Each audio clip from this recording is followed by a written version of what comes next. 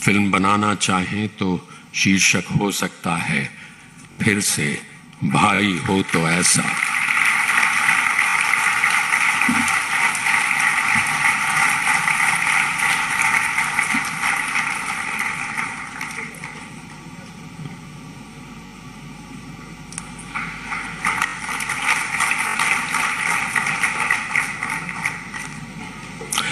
देवियों और सज्जनों, ऐसे जटिल कार्यक्रमों की तैयारियां बड़े नियोजित ढंग से की जाती हैं।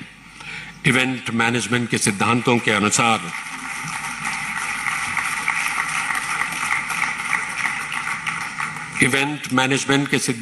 अनुसार मिनट टू मिनट सूची तैयार की जाती है। किसे कब आना है, कितने मिनट तक बोलना है। लेकिन मेरा यह विश्वास है कि जहां आदरणीय नरेंद्र मोदी जी हों, उसमें जहां तक उनका सवाल है, इस मिनट टू मिनट को बिल्कुल खारिज कर देना चाहिए, क्योंकि देश ये चाहता है कि मोदी जी बोलते रहें, हम सुनते रहें।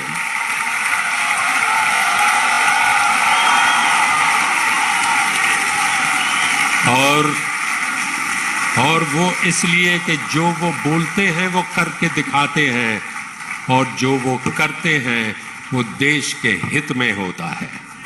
देवियों और सज्जनों, भारत गणराज्य के प्रधानमंत्री आदरणीय श्री नरेंद्र मोदी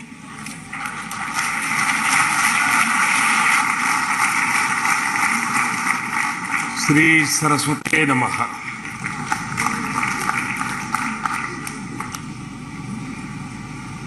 वाणी परंपरा के पुनीत आयोजन में हमारे साथ उपस्थित महाराष्ट्र के राज्यपाल श्री भगत सिंह कोश्यारी जी, महाराष्ट्र विधानसभा प्रतिपक्ष के नेता श्री देवेंद्र फडणवीस जी,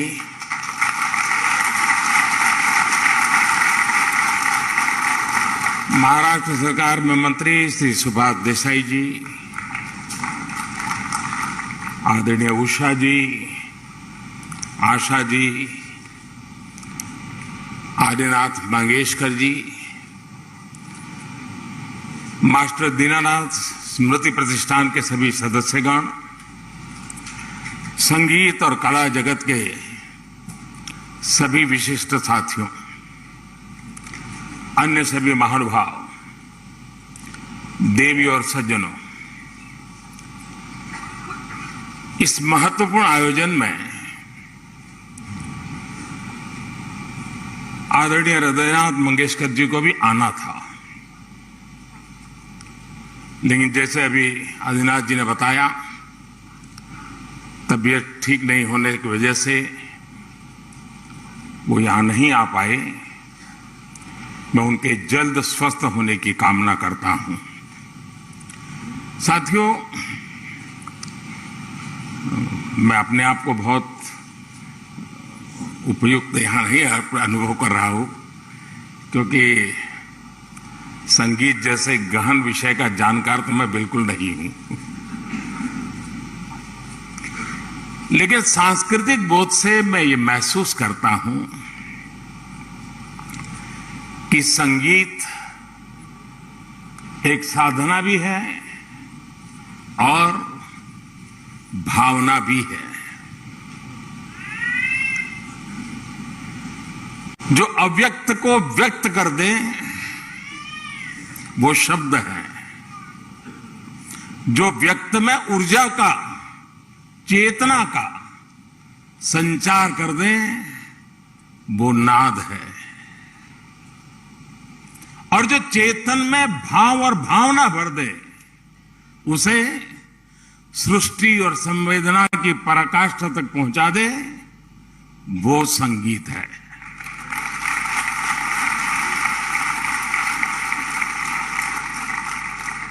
आप निस्पृह बैठे हो, लेकिन संगीत का एक स्वर आपकी आंखों से आंसू की धारा बहा देता है। ये सामर्थ्य होता है। लेकिन संगीत का स्वर आपको वैराग्य का बोध करा सकता है। संगीत से आप में विरस भरता है। संगीत मातृत्व और ममता की अनुभूति करवा सकता है। संगीत आपको राष्ट्रभक्ति और कर्तव्य बोध के शिखर पर पहुंचा सकता है। हम सब सौभाग्यशाली हैं कि हमने संगीत की इस सामर्थ्य को, इस शक्ति को लता दीदी के रूप में साक्षात देखा है। हमें अपनी आंखों से उनके दर्शन करने का सौभाग्य मिला है। और मंगेशकर परिवार पीढ़ी दर पीढ़ी इस यज्ञ में अपनी आहुति देता रहा है। और मेरे के लिए तो ये अनुभव और भी कहीं बढ़कर रहा है।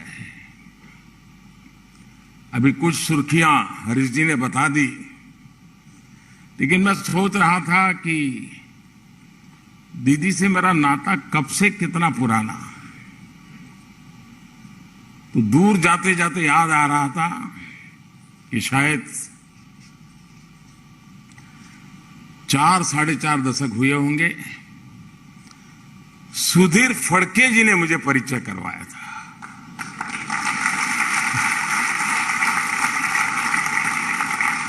और तब से लेकर के आज तक इस परिवार के साथ अपार स्नेह, अनगिनत घटनाएं मेरे जीवन का हिस्सा बन गई। मेरे लिए लता दीदी सुर साम्राज्य के साथ साथ, और जिसको कहते हुए मुझे गर्व अनुभव होता है, वो मेरी बड़ी बहन थी।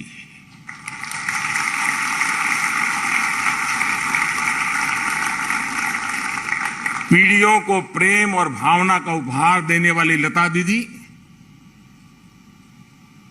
उन्होंने मुझे हमेशा उनकी तरफ से एक बड़ी बहन जैसा अपार प्रेम मिला है। मैं समझता हूं इससे बड़ा जीवन का सौभाग्य क्या हो सकता है। शायद बहुत दशकों के बाद ये पहला राखी का त्योहार जब आएगा, दीदी नहीं होगी। सामान्य तौर पर किसी सम्मान समारोह में जाने का, और जब अभी हरीश जी भी बता रहे थे कोई सम्मान ग्रहण करना, मैं थोड़ा उन विषय में दूर ही रहा हूं। मैं अपने आप को एडजस्ट नहीं कर पाता हूं। लेकिन पुरस्कार जब लता दीदी जैसी बड़ी बहन के नाम से हो, तो ये मेरे लिए उनके अपनत्व और मंगेशकर परिवार का मुझ पर जो हक है, उसके कारण मेरा यहां आना एक प्रकार से मेरा दायित्व बन जाता है।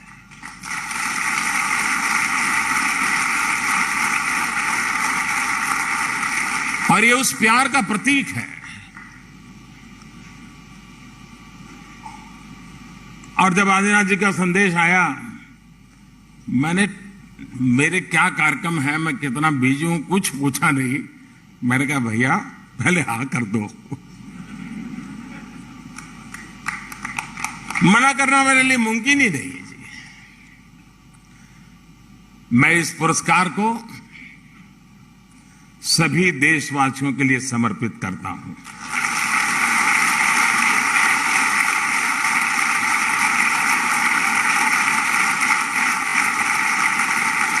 जिस तरह लता दीदी जन जन की थी, उसी तरह उनके नाम से मुझे दिया गया है पुरस्कार भी जन जन का है। लता दीदी से अक्सर मेरी बातचीत होती रहती थी। वो खुद से भी अपने संदेश और आशीर्वाद भेजती रहती थी। उनकी एक बात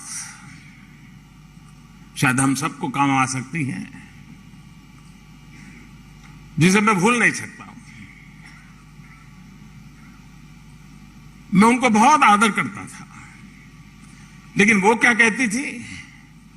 वो हमेशा कहती थी, मनुष्य अपनी उम्र से नहीं, अपने कार्य से बड़ा होता है। जो देश के लिए जितना करे वो उतना ही बड़ा है। सफलता के शिखर पर ऐसी सोच से व्यक्ति की महानता, उसका हमें एहसास होता है। लता दीदी उम्र से भी बड़ी थी और कर्म से भी बड़ी थी। हम सभी ने जितना समय लता दीदी के साथ गुजारा है, हम सब जानते हैं कि वो सरलता की प्रतिमूर्ति थी। लता दीदी ने संगीत में वो स्थान हासिल किया कि लोग उन्हें मां सरस्वती का प्रतिरूप मानते थे। उनकी आवाज ने करीब 80 सालों तक संगीत जगत पर अपनी छाप छोड़ी थी। ग्रामोफोन से शुरू करें तो ग्रामोफोन से कैसेट, फिर सीडी, फिर डीवीडी, फिर पेन ड्राइव, ऑनलाइन म्यूजिक और एप्स तक संगीत और दुनिया की कितनी बड़ी यात्रा लता जी के साथ साथ तय हुई है। सिनेमा की 4-5 पीढ़ियों को उन्होंने अपनी आवाज दी। भारत रत्न जैसा सर्वोच्च सम्मान उन्हें देश ने दिया और देश गौरवान्वित हुआ। पूरा विश्व उन्हें सुर साम्राज्ञी मानता था, लेकिन वो खुद को सुरों की साम्राज्ञी नहीं बल्कि साधिका मानती थी। और ये हमने कितने ही लोगों से सुना है कि वो जब भी किसी गाने की रिकॉर्डिंग के लिए जाती थी तो चप्पलें बाहर उतार देती थी।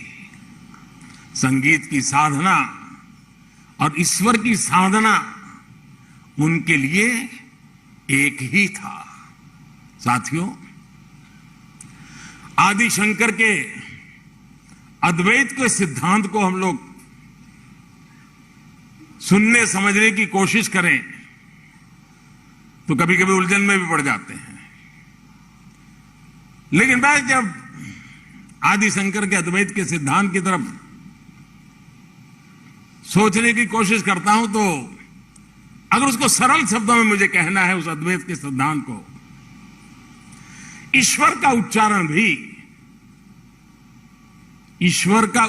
भी स्वर के बिना अधूरा है।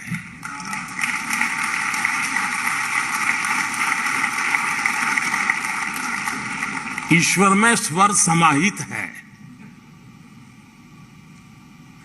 जहां स्वर है वहीं पूर्णता है। संगीत हमारे हृदय पर, हमारे अंतर्मन पर असर डालता है।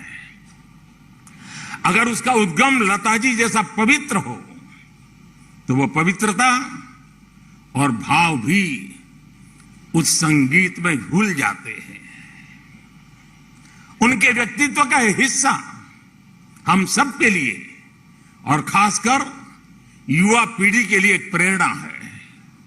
साथियों, लता जी की सशरीर यात्रा एक ऐसे समय में पूरी हुई जब हमारा देश अपनी आजादी का अमृत महोत्सव मना रहा है। उन्होंने आजादी के पहले से भारत को आवाज दी और इस 75 सालों की देश की यात्रा उनके सुरों से जुड़ी रही। इस पुरस्कार से लता जी के पिताजी दीनानाथ मंगेशकर जी का नाम भी जुड़ा है।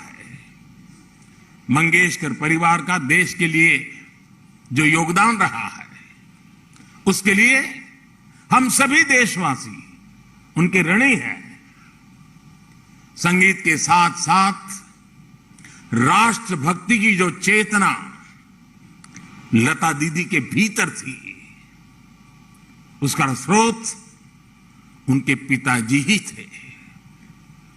आजादी की लड़ाई के दौरान शिमला में ब्रिटिश वायसराय के कार्यक्रम में दीनानाथ जी ने वीर सावरकर का लिखा गीत गाया था। ब्रिटिश वायसराय के सामने ये दीनानाथ जी ही कर सकते हैं और यूजुक पर कर सकते हैं। और उसकी थीम पर प्रदर्शन भी किया था। और वीर सावरकर जी ने यह गीत अंग्रेजी हुकूमत को चुनौती देते हुए लिखा था। ये साहस, ये देशभक्ति दीनानाथ जी ने अपने परिवार को विरासत में दी थी। लता जी ने संभवतः कहीं एक बार बताया था कि पहले वो समाज सेवा के ही क्षेत्र में, लता जी ने संगीत को अपनी आराधना बनाया, लेकिन राष्ट्र प्रेम और राष्ट्र सेवा उनके गीतों के जरिए भी प्रेरणा पाती गई। छत्रपति शिवाजी महाराज पर वीर सावरकर जी का लिखा गीत हिंदू नरसिम्हा हो या समर्थ गुरु रामदास जी के पद हो, लता जी ने शिव कल्याण राजा की रिकॉर्डिंग के जरिए उन्हें अमर कर दिया। आए मेरे वतन के लोगों और जय हिंद की सेना, ये वो भाव पंक्तियां हैं जो देश के जन जन की जुबान पर अमर कर दी। उनके जीवन से जुड़े ऐसे कितने ही पक्ष हैं। लता दीदी और उनके परिवार के योगदान को भी अमृत महोत्सव में हम जन जन तक लेकर जाएं, यह हमारा कर्तव्य है। साथियों, आज देश एक भारत श्रेष्ठ भारत के आत्मविश्वास के साथ आगे बढ़ रहा है। लता जी एक भारत श्रेष्ठ भारत की मधुर प्रस्तुति की तरह थी। आप देखिए, उन्होंने देश की 30 से ज्यादा भाषाओं में हजारों गीत गाए। हिंदी हो, मराठी हो, संस्कृत हो या दूसरी भारतीय भाषाएं, लता जी का स्वर वैसा ही हर भाषा में घुला हुआ है। वो हर राज्य, हर क्षेत्र में लोगों के मन में समाई हुई है। भारतीयता के साथ संगीत कैसे अमर हो सकता है, ये उन्होंने जी करके दिखाया है। उन्होंने भगवत गीता का भी सस्वर पाठ किया और तुलसी, मीरा, संत ज्ञानेश्वर और नरसिंह मेहता के गीतों को भी समाज के मन मस्तिष्क में घोला। रामचरितमानस की चौपाइयां से लेकर बापू के प्रिय भजन, वैष्णव भजन तो तेने रे कहिए, तब सब कुछ लता जी की आवाज से पुनर्जीवित हो गए। उन्होंने तिरुपति देवस्थानम के लिए गीतों और मंत्रों का एक सेट रिकॉर्ड किया था, जो आज भी हर सुबह वहां बजता है। यानी संस्कृति से लेकर के आस्था तक, पूरब से लेकर के पश्चिम तक, उत्तर से दक्षिण तक लता जी के सुरों के पूरे देश को एक सूत्र में पिरोने का काम किया। दुनिया में भी वो हमारे भारत की सांस्कृतिक राजदूत थी। वैसा ही उनका व्यक्तिगत जीवन भी था। पुणे में उन्होंने अपनी कमाई और मित्रों के सहयोग से मास्टर दीनानाथ मंगेशकर हॉस्पिटल बनवाया, जो आज भी गरीबों की सेवा कर रहा है। और देश में शायद बहुत कम लोगों तक ये चर्चा पहुंची होगी, कोरोना कालखंड में देश की जो इन्हीं चुनी अस्पतालें जिन्होंने सर्वाधिक गरीबों के लिए काम किया, उसमें पुणे की मंगेशकर अस्पताल का नाम है। साथियों, आज आजादी के अमृत महोत्सव में देश अपने अतीत को याद कर रहा है और देश भविष्य के लिए नए संकल्प ले रहा है। हम दुनिया के सबसे बड़े स्टार्टअप इकोसिस्टम में से एक है। आज भारत हर क्षेत्र में आत्मनिर्भर बनने की ओर आगे बढ़ रहा है। विकास की ये यात्रा हमारे संकल्पों का हिस्सा है, लेकिन विकास को लेकर भारत की मौलिक दृष्टि हमेशा अलग रही है। हमारे लिए विकास का अर्थ है सबका साथ, सबका विकास, सबका विश्वास और सबका प्रयास। सबके साथ और सबके लिए विकास के इस भाव में वसुधैव कुटुंबकम की भावना भी शामिल है। पूरे विश्व का विकास, पूरी मानवता का कल्याण, ये केवल भौतिक सामर्थ्य से हासिल नहीं किया जा सकता। इसके लिए जरूरी होते हैं मानवीय मूल्य, इसके लिए जरूरी होती है आध्यात्मिक चेतना। इसलिए आज भारत दुनिया को योग और आयुर्वेद से लेकर पर्यावरण रक्षा जैसे विषयों पर दिशा दे रहा है। मैं मानता हूं भारत के इस योगदान का एक अहम हिस्सा हमारा भारतीय संगीत भी है। ये जिम्मेदारी आपके हाथों में है।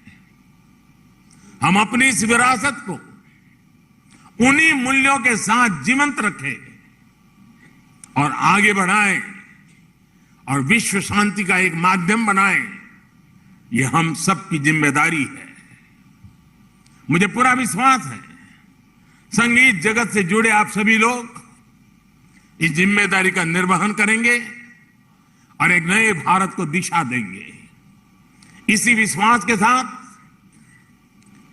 मैं आप सभी का हृदय से धन्यवाद करता हूं।